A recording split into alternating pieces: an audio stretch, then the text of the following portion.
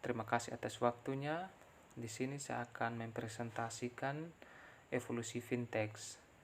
Di dalam evolusi fintech saya akan menjelaskan 4 poin penting nanti.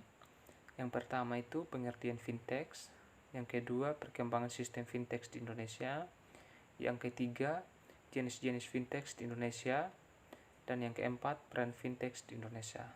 Oke, kita akan memulai yang pertama, yaitu pengertian fintech.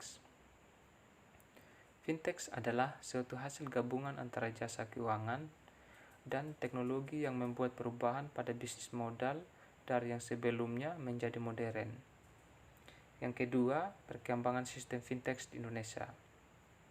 Perkembangan sistem fintech di Indonesia sangat pesat 3 tahun belakangan ini.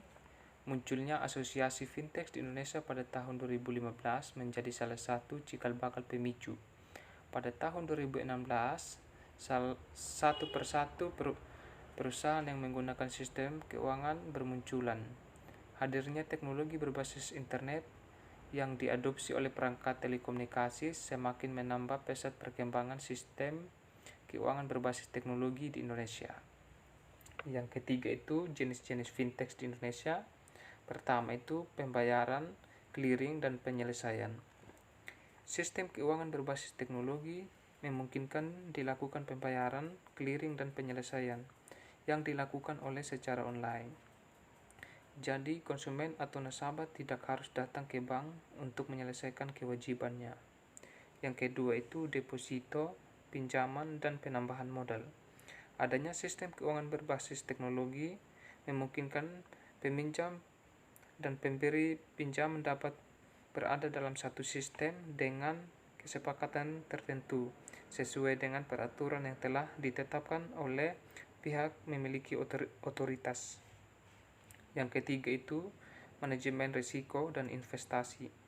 Sistem keuangan berbasis teknologi memungkinkan perencanaan dan konsultasi keuangan dilakukan dengan sistem. Tak hanya itu, pengurusan asuransi juga dapat dilakukan dengan sistem keuangan berbasis teknologi.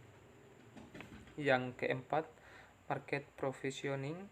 Sistem yang ada memungkinkan tersedianya informasi pasar dalam satu sistem. Konsumen yang menentukan pilihan masing-masing akan dibedakan dengan harga, fitur, dan manfaatnya. Yang terakhir itu atau yang keempat, peran fintech di Indonesia.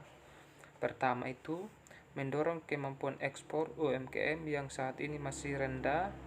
Yang kedua, meningkatkan inklusi keuangan nasional.